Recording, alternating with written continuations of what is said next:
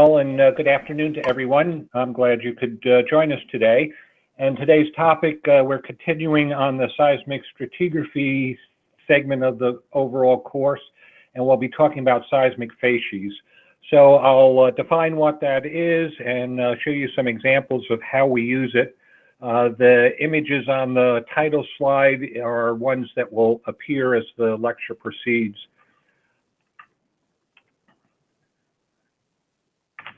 Okay. This is my terms of use slide. Again, I will not read this. Basically, it's saying that the materials, the videos, the PowerPoints, the Word documents are intended for instruction of undergrads and grad students and not intended for use by people who are already employed, especially in the oil and gas industry. So our objectives, I'm going to assume that we've already done our seismic sequence analysis. We've identified a set of sequence boundaries, and by them, therefore, we have depositional sequences, the interval between two successive seismic sequence boundaries. What we want to do is predict lithologies within each sequence based on seismically derived information. And I'll talk more about this. We'll use the reflection termination patterns and the reflection geometries. We can also use seismic attributes. I'll touch on those just a little bit in this lecture, more on seismic attributes in the next lecture on Tuesday. We want to interpret the environments of deposition, EODs, environment of depositions, such as are they fluvially deposited rocks? Are they near shore beach deposits? Are they continental slope, deep basin? And if we know or can predict the environment of deposition, then we can infer what type of lithologic content we would expect based on a series of depositional models. And we can begin to consider where we might have potential reservoir rocks or source rocks or seal rocks, and where we might want to propose drilling a target, whether we're in the exploration phase, E, the development phase, which is the D, or the production phase, the P. So our input is 2D seismic data or 3D seismic data. We can use either type. What we want as our final product is a prediction of rock types. Maybe we're interested in sand within reservoir intervals. Maybe we're interested in carbonate reservoirs. Maybe we're interested in shales that are overlying seals, or maybe shales that are source rocks. And so we'll go through steps of seismic stratigraphic analysis. We do our seismic sequence analysis that I talked about 2 sessions ago, 1 week ago, where we use the termination of reflections to identify seismic sequence boundaries. And then we have packages, which are our seismic sequences that we can start to analyze. And then the second step is seismic facies analysis that I'll be talking about today, where we try to predict the distribution of lithologies within key sequences. And again, those key sequences would be potential source sequences, potential reservoir sequences, potential seal intervals. And so seismic facies analysis is what we'll focus on this afternoon. A couple of definitions. Depositional sequence, talked about this 2 lectures ago. A stratigraphic unit composed of relatively conformable succession of genetically related strata, and they are bounded at its top and at its base by unconformities or their correlative conformities. So 2 sessions ago, I went over this for both the depositional sequence and the seismic sequence, and broke down this definition kind of step by step. Seismic facies unit, what is that? It's something that's mappable. It's 3-dimensional in nature, based on seismic observations, and it's a group of reflections whose parameters differ from those of adjacent seismic facies units. Seismic facies analysis, it's the description and then geological interpretation in terms of environments of deposition, likely lithofacies, that's based on seismic reflection patterns. And these three definitions are from a paper by one of my mentors, Bob Mitchum, 1977. That's AAPG Memoir 26. So we do our seismic sequence analysis. We look for reflection terminations, on-lap, down-lap, top-lap, erosional truncation. If you were with me a week ago, I showed you how we use red lines on the reflectors. We put little arrowheads where we see terminations, and then we use yellow lines to mark the sequence boundaries. And by doing that, we break out key stratigraphic intervals. Then we do our seismic facies analysis, which is what we're talking about today. We use reflection geometries, and then we can use non-geometric observations, seismic attributes. And as I mentioned, I'll touch on that today, but give more details in our next session. And then we'll go through a step in which we do some interpretation or prediction. So what we want to do is interpret the environment of depositions based on the reflection geometries combined with the seismic attributes. And if we know the environments of deposition, or we've predicted what they are, then we can use depositional models to predict the distribution of the lithologies that we're most interested in. And I'll show an example of that as we proceed. So right now, today, we're going to talk about how do we use reflection geometries in our seismic facies analysis with the goal of predicting environments and lithologies. So here's a table, a seismic feature and what their significance is. Reflection geometries are a feature, and those can tell us something about the depositional processes that were involved with the deposition of a particular unit. And from that, we'll interpret the types of environments of deposition that we're dealing with. Seismic amplitude, reflection continuity, wavelet frequency. These are three types of seismic attributes. I'm sure everyone listening in understands what seismic amplitude is. It's going to be related to the change in impedance across significant stratal surfaces. It can tell me something about bed spacing and when I am at tuning thickness or above it or below it. Really anomalously strong seismic amplitude might tell me that I have hydrocarbons in a sand as opposed to water or brine. Reflection continuity can tell me something about the continuity of the strata in a lateral sense, and it may tell me something about depositional processes. Wavelet frequency, how much time duration is a particular peak or a trough on the seismic. That can tell me something about bed thickness and perhaps something about fluid contact as well.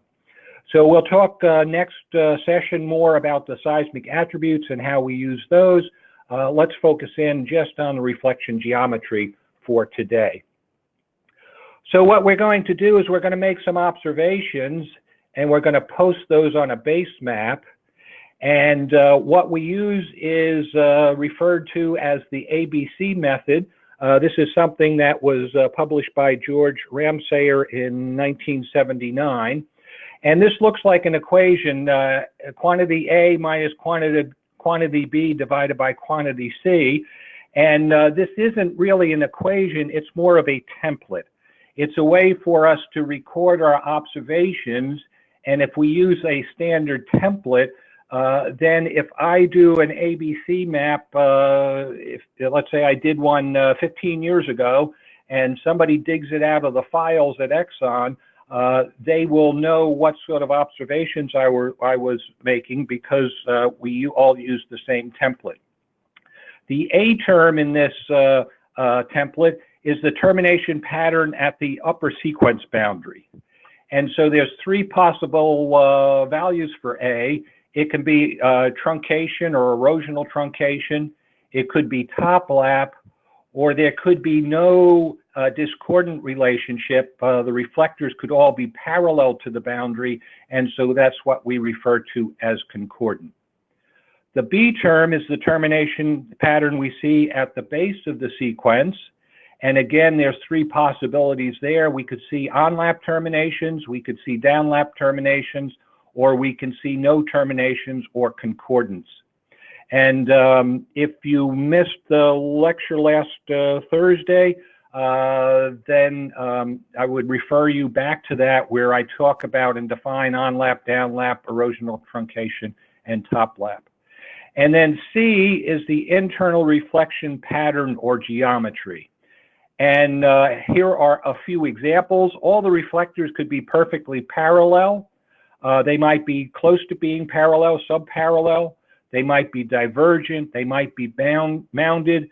They might be reflection-free. Or they might show some type of building out into the base and some type of progradational pattern. I'm going to use some cartoons to illustrate these internal reflection patterns. So at the top, we could see erosional truncation, such as here, where we've down cut, and this would be a post-depositional down cut. We've removed some of the older sediments and then infilled it with the younger gray sediments. These type of terminations, where they come up and bend over and approach almost asymptotically a common level, is what's called top lap. And then at the base, we could see on lap, where the terminating reflectors are at a gentler angle than the surface against which they terminate. Or we might see down lap, where the reflectors that are terminating are steeper than the surface against which they terminate.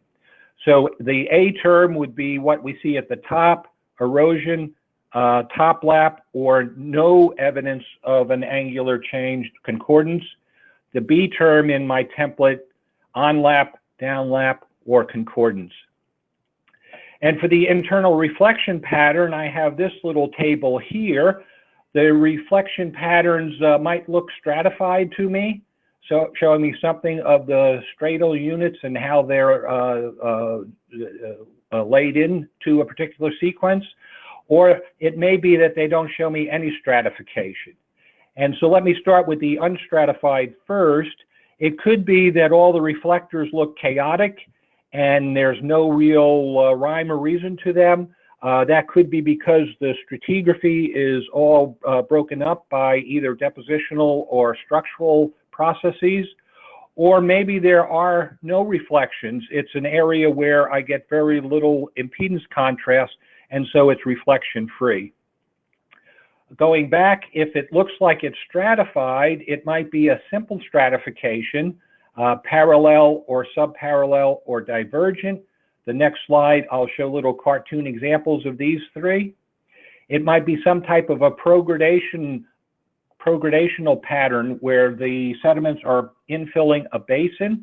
I'll talk about these and use a diagram for sigmoid, oblique, combination, and shingled. Or it might be something a bit more complex, usually thickening and thinning, both associated with the upper boundary and the lower boundary. Mounded is an example, hummocky is a second example, and deformed is a third example. So more examples are shown in Memoir 26, and then I have a couple of slides to show the simple, the progradational, and the complex that are coming up now. So if it's simple, everything might be parallel and even. Sometimes we call this railroad track types of reflections. No thickening or thinning would indicate fairly uniform deposition with not much in terms of depositional processes being revealed. It could be subparallel, minor thickening and thinning, no real systematic rationale to that. It could be divergent, where I have fewer reflectors on the left side, I have more reflectors on the right. The reflectors are not terminating at the top or at the base, but they seem to be disappearing, if you will, terminating internally. And what that would mean is on the right in this example, the units are thick enough that I'm seeing a lot of tops and bases of different stratal units. and as it thins up right to left, some of these units are getting below seismic resolution, and so I lose the ability to track a particular seismic peak or a seismic trough. If I have a progradational internal pattern, here on the left is an example that's called sigmoid. I am building out into a basin. Last session I talked about the undeformed, the cliniform, and the fondiform. And you can see as we're building out this package, we're also building up. Or we are prograding, building out, and we're aggrading, building up. So if I see both the component of outbuilding and upbuilding, that's a sigmoidal pattern. Here, the pattern is oblique. I am building out or prograding, but I am not building up. It looks like there's a surface here fairly horizontal at the time of deposition. It could be inclined due to post-depositional tilting in present-day geometry, and reflectors come up and they bend over and they disappear or terminate, and so this is the top lap type of reflection geometry, and this is what is referred to as an oblique geometry. So if I see top lap, it means the geometry is oblique. If I think I have oblique, then I should be seeing top lap. We are dealing with seismic data, and so the water depths that we're having to build out in order to see these geometries on seismic have to be on the order of 500 or more meters. So it could be a couple of kilometers, could be many kilometers, usually less than 500 meters, we may not see the geometry.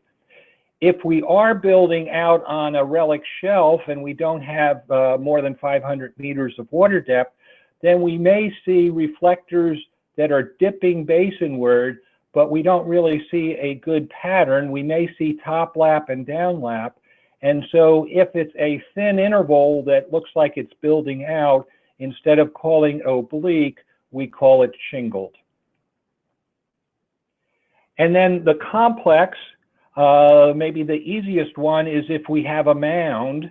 And so for this unit, we have downlap to the left, we have downlap to the right. We refer to that as bidirectional downlap.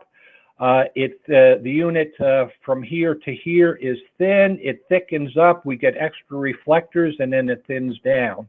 And so this would be a mounded internal geometry.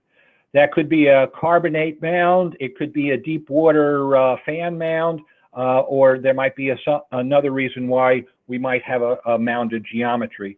Again, you have to remember, if we're seeing this on seismic and we're seeing 3 or 4 different reflectors, we are talking about things that are 500 meters thick or thicker. I also see on top of the mound, the next unit onlaps onto that paleotopographic bump. Hummocky is where I see a pattern of complex thickening and thinning, no systematic terminations, and I believe hummocky probably comes from glacial geomorphologic term. And here on the lower right, I have what is called deformed. It might be on a continental slope. Looks like I had some stratigraphic layering that the reflectors are showing me, but this is starting to move down dip. It's starting to slide or to slump. So I still see internal reflection geometries that I think are due to the initial stratification, but due to the tectonics of sliding and slumping, it's starting to get broken up and discontinuous. So how do we use this? Here I have a fictitious line B. I have my blue sequence boundary. I have my green sequence boundary. I've indicated with the arrowheads where reflectors terminate. And so I'm going to code this line left to right. And I see onlap at the base.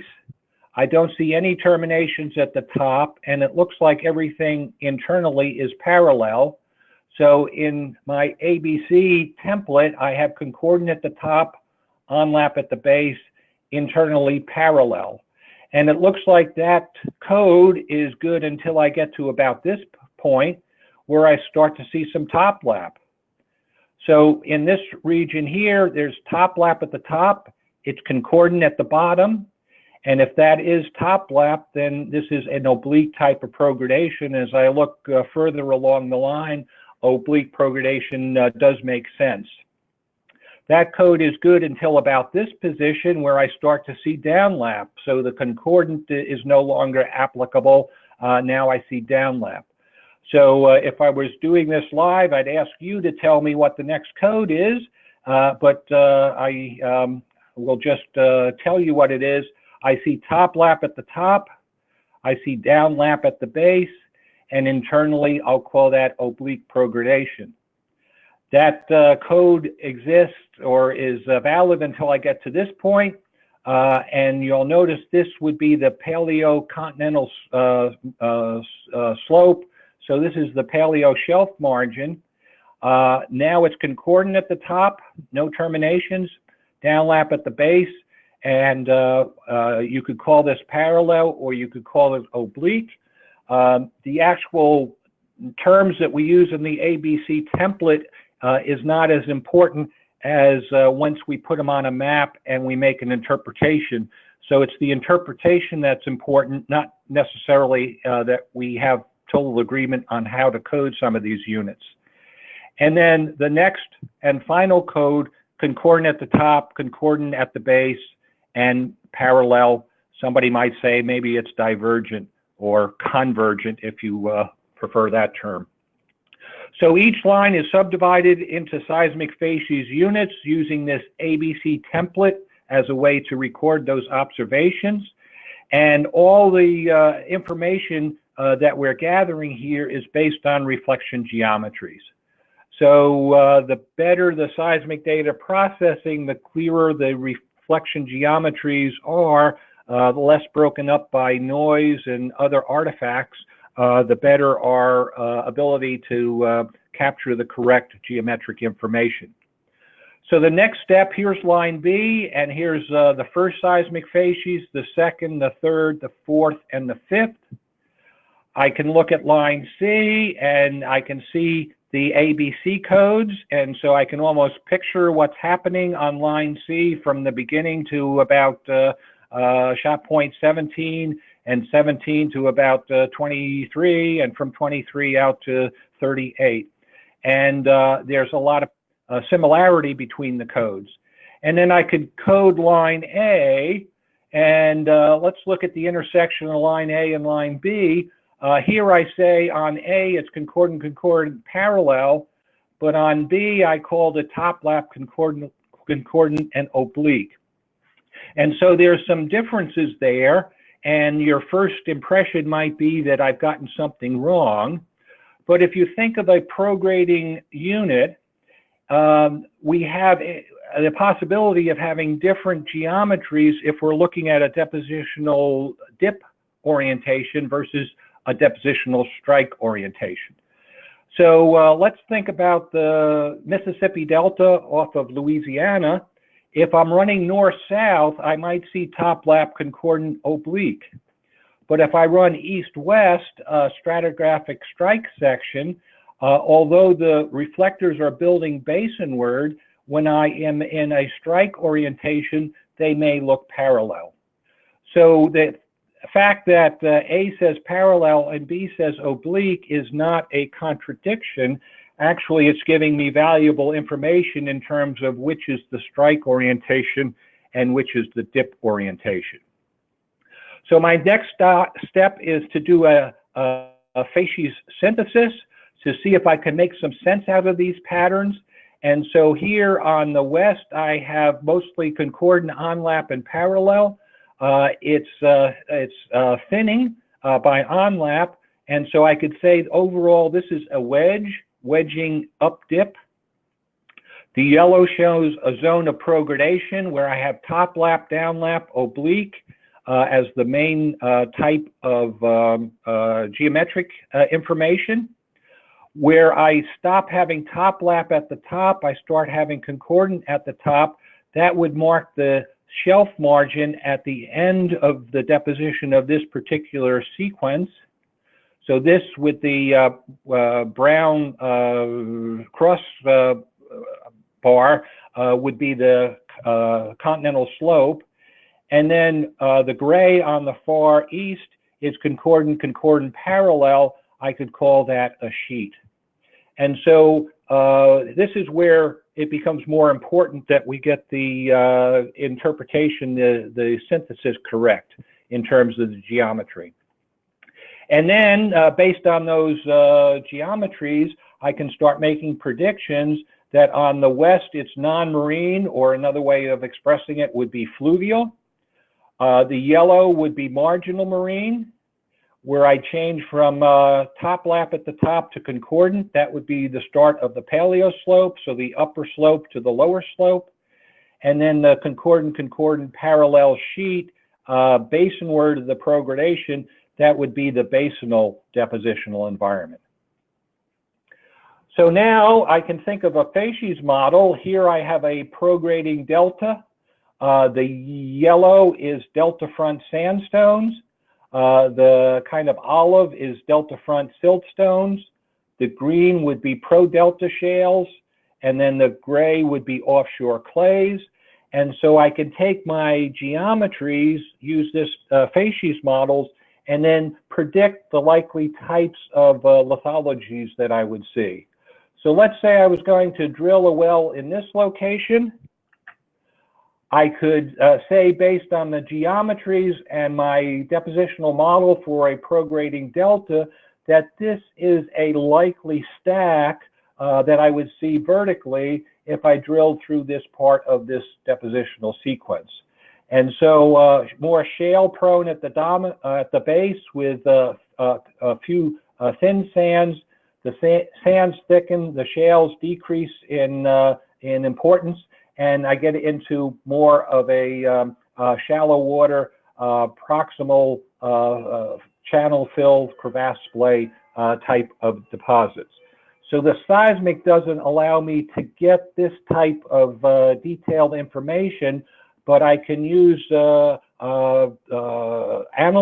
I can use kriging, other sorts of geostatistics to say what sort of likely lateral and vertical stacking of different rock types would I have based on the environment of deposition that I have predicted using the geometric information.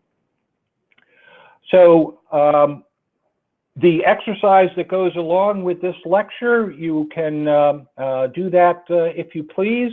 You would do some ABC coding and then do the synthesis on a base map and then decide where to drill. It's similar to this type of environment, and the best reservoir quality in this type of environment are the delta front sandstones. And that's because we can have storm activity, and that's fresh in my mind because we've just gone through two major hurricanes, one hitting Texas, another one hitting Florida. We can stir up all of the sediments in a delta front environment, and the coarser material will settle somewhat in place, not move laterally very far, but the finer grain, the silts and the shales will get stirred up and will drift offshore. We call that winnowing, and so we can get a fairly clean reservoir quality sand in a delta front environment. So that's somewhat represented here. We have some nice thick sands, not as nice as we get into the slightly deeper water depth at the time of deposition for the lower part of this vertical succession. So that concludes my prepared remarks. As my custom, I'll put up our syllabus, what we've completed, and the next several dates are marked here. And I'll turn the discussion back over to Dr. Sumi and see if there are questions from the audience. Great. Thank you so much, Fred. Yeah, as Fred was saying, we're going to meet for the next couple of weeks, and then we're taking a hiatus during the middle of October. I thought it was a very interesting webinar myself today, given that it's talking about environments of deposition and that sort of thing. We don't have any questions incoming so far, but we'll wait for a minute. There was a question last time about your webinar if you had been using, if geospatial data is used in the thickness maps. Could you maybe talk about that for a minute? What type of data? Geospatial? Geospatial. I don't have experience in using the geospatial information. That's because most of my efforts have been more in the exploration phase. But I do know in production and also in field development, they do use geospatial information a lot more. Great.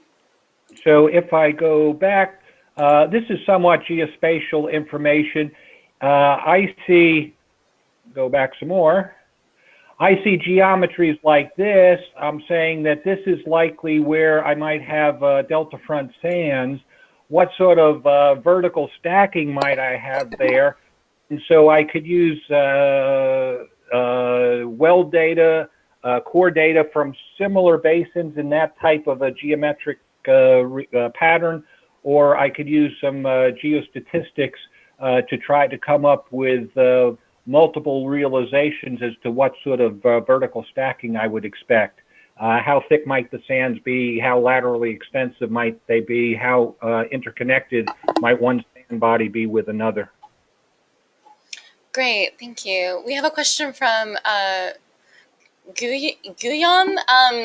What can we, so 2D seismic data is usually of poor quality, but what can we do if we only have 2D seismic data available? If we only have 2D seismic, we can still do seismic facies analysis. Again, data quality is important, but in my career, I have probably done more 2D seismic work than 3D. That's because I'm so old.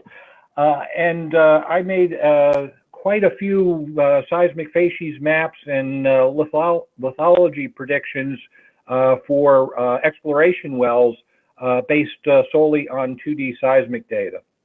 And so it can be done, and I wouldn't say I have 1,000 batting average on my predictions, but we've done remarkably well using this ABC methodology. Great. So those, there's one that just came in. Narsaya asks, is there any specific algorithm or software to identify depositional environment from 3D seismic data?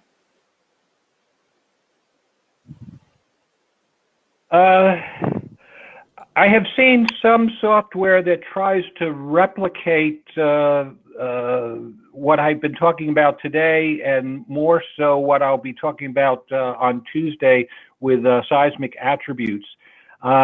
Some of them have a little better success than others. I don't really want to promote any one type of software or speak badly about another. One of the things that comes to mind is that with automated techniques, the quality of the seismic data is really important. I think the human person can observe things and kind of disregard poor data quality, low continuity, noise, et cetera, better than what the algorithms can do. And so I think the human eye still is a pretty good method, technique, tool to kind of filter out the ungeologic stuff and focus in on what is geologically significant.